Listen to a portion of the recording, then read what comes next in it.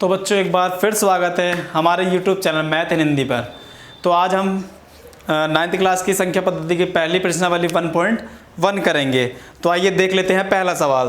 तो बच्चों पहला सवाल है, क्या शून्य एक परिमेय संख्या है? क्या इसे आप P/Q के रूप में लिख सकते हैं जहां P और Q पूर्णांक है और Q बराबर नहीं है 0 के?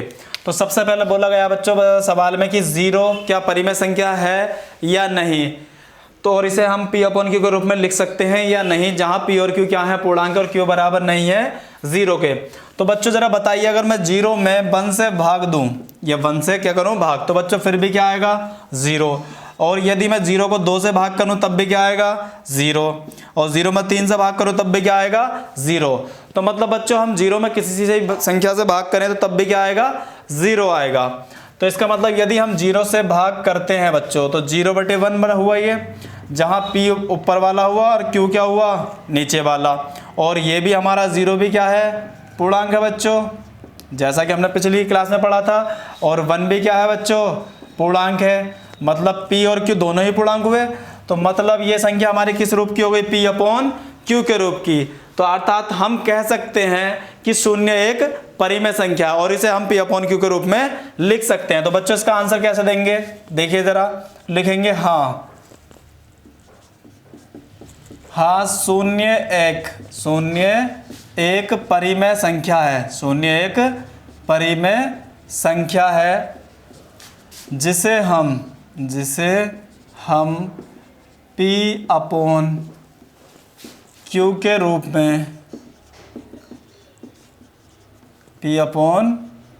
रूप में लिख सकते हैं।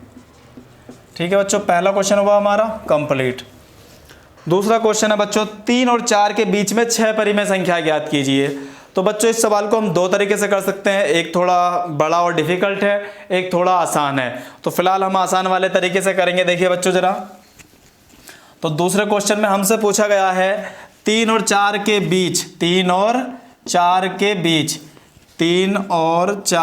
बीच 6 परिमेय संख्या ज्ञात कीजिए। तो पहले हमें पता होना चाहिए कि परिमेय संख्या क्या होती है। तो परिमेय संख्या के बारे में हम पिछली क्लास में पढ़े थे कि जिसमें अंश भी हो और हर भी हो, अर्थात जिन संख्याओं को हम P/Q के रूप में लिख सकते हैं उन्हें क्या कहते हैं बच्चों, हम परिमेय संख्या है। तो हमें 3 और 4 के बीच में 6 परिमेय संख्याएं बतानी है बच्चों। तो कितनी याद रखना, 6 परिमेय संख्या है। तो हम क्या करेंगे, 6 से एक बड़ा नंबर क्या होता है बच्चों 7। तो एक काम करेंगे हम 3 में क्या करेंगे, 3 में 7 से ऊपर और 7 से नीचे गुणा कर देंगे, जिससे हमारा जो मतलब ये 3 गुणा 7/7 है बच्चों। अगर 7 से 7 कट जाएगा तो मतलब ये अभी भी क्या रहेगा 3 ही रहेगा। अर्थात यदि हम ऊपर नीचे 7 से गुणा करेंगे तो 3 में कोई अंतर नहीं आएगा, वो फिर भी कितना है 3 है। लेकिन हमने 7 से गुणा क्यों की वो देखिए जरा बच्चों। तो 7 तिया 21 और बटे में कितना है 7। फिर इसके बाद देखिए 4 है, तो 4 में भी हम क्या करेंगे ऊपर नीचे 7 से गुणा। तो ये अभी भी बच्चों क्या है 4 ही है, केवल हमने 7 से ऊपर नीचे गुणा करी है। तो 7 से 7 क्या हो जाएगा कट जाएगा, और 1 से 4 की मल्टीप्लाई मतलब गुणा करेंगे तो फिर वो क्या आएगा 4 ही आएगा। लेकिन बच्चों हम इसे लिख सकते हैं 7 चौक 28 और बटे कितना 7। तो इतना तो बच्चों आप समझ गए होंगे। तो हमें कितनी परिमेय संख्या बतानी थी 6। तो देखिए किस प्रकार बताएंगे, तो लिखेंगे आते हैं 3 व 4 के बीच 6 परिमेय संख्याएं, 6 परिमेय संख्याएं निम्न है। निम्न क्या है देखिए बच्चों जरा, तो जैसे पहला नंबर हमारा कितना 21/7, तो 21 से एक बड़ा नंबर कर देंगे यहाँ पर कितना 22/7। फिर 22 से एक बड़ा नंबर 23/7, 23 से एक बड़ा नंबर 24/7, 24 से एक बड़ा नंबर 25/7, 25 से एक बड़ा नंबर 26/7, फिर इससे एक बड़ा नंबर 27/7। अगर 28 एक नंबर और लेते हैं तो फिर यही संख्या आ जाएगी, जबकि हमें इनके बीच की बतानी थी। और कितनी बतानी थी 6। तो 1 2 3 4 5 6। तो इस क्वेश्चन का आंसर हम इतना आसानी से दे सकते हैं बच्चों। तो आइए अगला क्वेश्चन पढ़ लेते हैं। तो अगला चौथा क्वेश्चन है, नीचे दिए गए कथन सत्य या असत्य कारण के साथ अपना उत्तर दीजिए। तो हमें अगले प्रश्न में सत्य और असत्य बताना है, वो भी कारण के साथ। तो आइए देख लेते हैं। तो बच्चों वीडियो को रोककर इसे नोट कर लीजिए, ठीक है।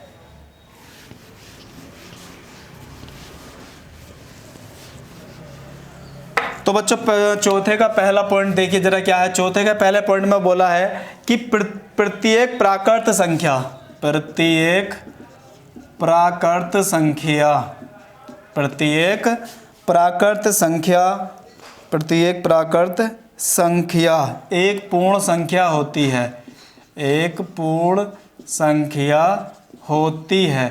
तो बच्चों हमारा चौथे का पहला पॉइंट मतलब ये प्रश्न है, वो कह रहे हैं कि प्रत्येक प्राकृत संख्या एक पूर्ण संख्या होती है। तो देखो बच्चों, हमने पिछली क्लास में पढ़ा था, लेकिन फिर से एक बार आपको बता रहे हैं, देखिए जरा बच्चों। तो ये प्राकृत संख्याएं कौन कौन सी होती थी वो देखिए जरा बच्चों। तो वो थी हमारी 1 2 3 4 5 डॉट डॉट, जहाँ तक ये चलती जाएंगी। इसके बाद उसने क्या बोला है, पूर्ण संख्या। तो पूर्ण संख्याएं भी देख लेते हैं बच्चों। तो पूर्ण संख्या क्या थी हमारी बच्चों, यदि प्राकृत संख्याओं में 0 और शामिल कर दिया जाए, 0 और शामिल कर दिया जाए तो वो पूर्ण संख्या हो जाती हैं। तो सवाल में बोला गया है कि प्रत्येक प्राकृत संख्या, प्रत्येक प्राकृत संख्या एक पूर्ण संख्या होती है। तो बच्चों सवाल कह रहा है कि कोई सी भी प्राकृत संख्या लो, कोई सी भी प्राकृत संख्या लो, वो एक पूर्ण संख्या होती है। ठीक है बच्चों, तो देख लेते हैं। तो बच्चों हमने प्रत्येक मतलब कोई सी भी प्राकृत संख्या ले लीजिए। हमने 1 लिया तो देखो बच्चों वो पूर्ण संख्या होती है। हमने 2 लिया वो भी पूर्ण संख्या है। 3 लेंगे बच्चों वो पूर्ण संख्या है। 4 लेंगे वो भी क्या है, पूर्ण संख्या। 5 लेंगे तो अगर 5 आएगा वो भी क्या होगा, पूर्ण संख्या। तो बच्चों इससे हमें क्या पता चला कि दिया गया कथन क्या है, सत्य है। और सत्य क्यों है वो देखिए जरा। तो उत्तर देखिए बच्चों, इसका लिखेंगे दिया गया कथन, दिया गया कथन सत्य है, सत्य है। क्योंकि प्रत्येक प्राकृत संख्या, प्रत्येक प्राकृत संख्या, प्रत्येक प्राकृत संख्या पूर्ण संख्या के संग्रह में होती है। मतलब क्या है बच्चों इसका, कि हम प्राकृत संख्या में से कोई सा भी नंबर लें, ये संग्रह कहलाता है बच्चों। तो इसके संग्रह में से हम कोई सी भी नंबर लें मतलब प्राकृत संख्या के, तो वो पूर्ण संख्या में पहले से ही मौजूद है। ठीक है बच्चों, दूसरा देख लेते हैं। तो दूसरा है हमारा क्वेश्चन, प्रत्येक पूर्णांक एक पूर्ण संख्या होती है। तो दूसरे सवाल में बोला गया है कि प्रत्येक पूर्णांक, प्रत्येक पूर्णांक एक पूर्ण संख्या होती है, एक पूर्ण संख्या होती है। तो जांच लेते हैं बच्चों जरा। उसने बोला है कि प्रत्येक पूर्णांक एक पूर्ण संख्या होती है। तो पहले बच्चों देख लेते हैं एक बार फिर से, पूर्णांक नंबर होते क्या हैं, पूर्णांक नंबर होते क्या हैं। तो बच्चों बताया था 0 1 2 3 4 dot dot dot, -1 -2 -3 dot dot dot. ठीक है बच्चों, तो उस सवाल में बोला है कि प्रत्येक पूर्णांक मतलब कोई सा भी पूर्णांक लो वो एक पूर्ण संख्या भी होती है। तो देख लेते हैं बच्चों। तो पूर्णांक में से कोई एक नंबर ले लेते हैं, 0 लेते हैं तो पूर्ण है, 1 ले लेते हैं वो भी पूर्ण है, 2 लेते हैं वो भी पूर्ण है। मतलब इधर जितने भी नंबर लेंगे वो तो पूर्ण है। ठीक है, जितने भी पूर्णांक में से धनात्मक वाले मान हम ले रहे हैं, धनात्मक पूर्णांक ले रहे हैं, वो क्या है, पूर्ण संख्या में भी हैं। लेकिन जैसे ही हम ऋणात्मक पूर्णांक पर जाते हैं, जैसे ही हम कहाँ जाते हैं, ऋणात्मक पूर्णांक पर जाते हैं, -1। तो -1 हमने देखा पूर्णांक में, पूर्ण संख्या में कहीं भी नहीं है बच्चों। तो यहाँ पर आकर ये कथन क्या हो जाता है, गलत सिद्ध हो जाता है। जैसे ही हम ऋणात्मक पूर्णांक लेंगे तो ऋणात्मक पूर्णांक पूर्ण संख्याओं में नहीं होते, अर्थात दिया गया कथन क्या बच्चों, असत्य है। तो आंसर लिखेंगे आता है दिया गया कथन, दिया गया कथन असत्य है।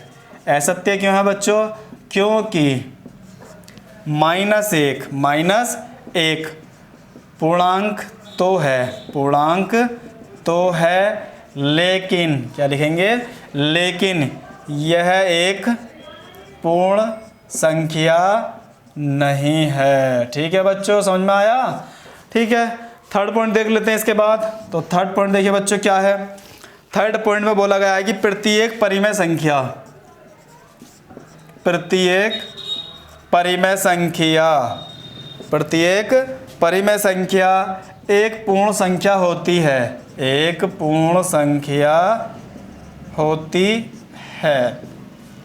तो सवाल में बोला गया कि प्रत्येक परिमेय संख्या मतलब कोई सी भी परिमेय संख्या ले लो वो पूर्ण संख्या होती है। तो बच्चों जांच लेते हैं। तो सबसे पहले हमने परिमेय संख्या क्या पढ़ा था, परिमेय संख्या क्या पढ़ा था। तो बच्चों परिमेय संख्या हमने पढ़ा था जिसे हम P/Q के रूप में लिख सकते हैं। किस रूप में, P/Q के रूप में, मतलब जिसमें अंश भी और हर भी हो। जैसे बच्चों हम ले लेते हैं 3/2, तो ये P हुआ और ये Q, तो ये परिमेय संख्या हुई।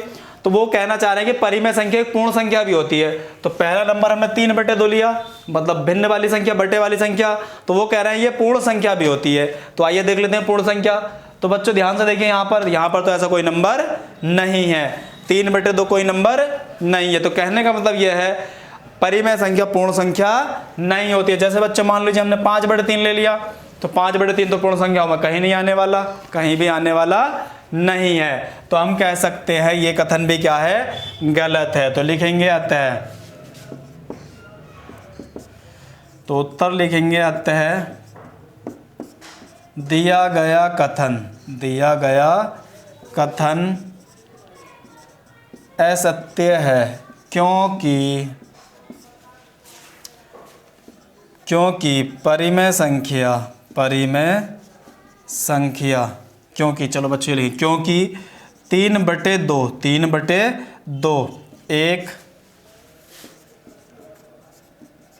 परिमेय संख्या है। क्या है? परिमेय संख्या है। लेकिन